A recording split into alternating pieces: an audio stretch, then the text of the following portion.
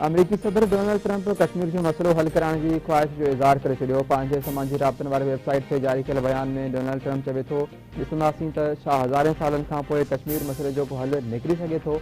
कश्मीर मसइले जे हल ताईं ॿिन्ही मुल्कनि सां गॾिजी कमु कंदुसि। पाकिस्तान ऐं भारत सां वापार खे वधाईंदासीं। अमरीका उन तारीख़ी फ़ैसिले ताईं पहुचण में किरदारु अदा कयो।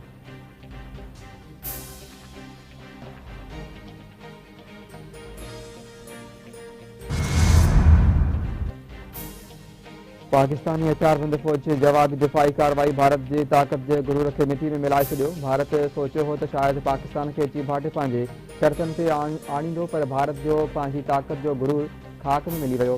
ख़ानगी न्यूज़ चैनल खे इंटरव्यू ॾींदे ख्वाजा आसिफ चयो त भारत जी साख दाव ते लॻी वई आहे।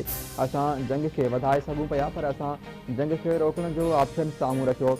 जेकॾहिं ॻाल्हियूं जारी रहियूं त पोइ रस्ता ज़रूरु निकिरंदा।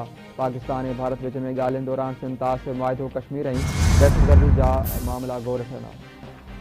वज़ीर आज़म जे ऐलान ते ऑपरेशन बुनियादुल मरसूस जी कामयाबी ते अॼु मुल्क में शुक्राने जो ॾिहाड़ो मल्हायो पियो वञे।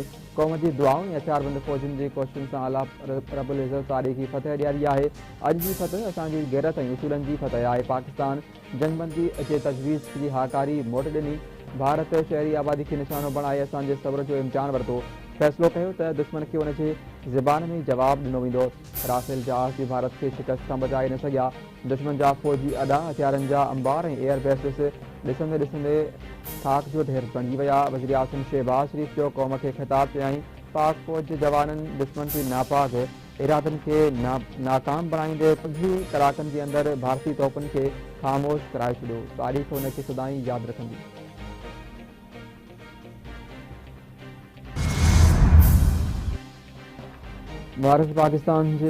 पाकिस्तान भारत जे नाम निहाद फ़ौजी क़ुवत खे सख़्तु धक रसायो आहे। पाक फ़ौज जे बहादुरी ऐं अथक महिनत असांखे फतह ॾियारी आहे। क़ौम जो अज़म बेमिसाल आहे। सभु हासिलु करण ते पाकिस्तानी क़ौम ख़ुशियूं मल्हाए।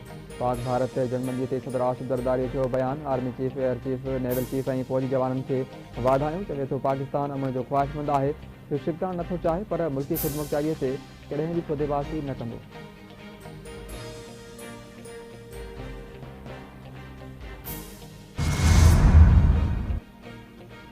पाकिस्तान ऐं भारत अमरीकी ते आकड़े हेठि फौरी तौरु जंगबंदी करण ते इतफ़ाक़ करे वरितो। पाक भारत असांजे ड्रिघे ते आकड़ी खां पोइ फौरी जंगबंदी करण ते राज़ी थी विया आहिनि। अमरीकी सदर डोनाल्ड ट्रंप जो ऐलान चवे थो पाकिस्तान ऐं भारत होश ऐं दानिशमंदीअ जो मुज़ाहिरो कयो आहे। जंगबंदीअ ते इतफ़ाक़ थियण ते हू ॿिन्ही मुल्कनि खे वाधायूं ॾिए थो।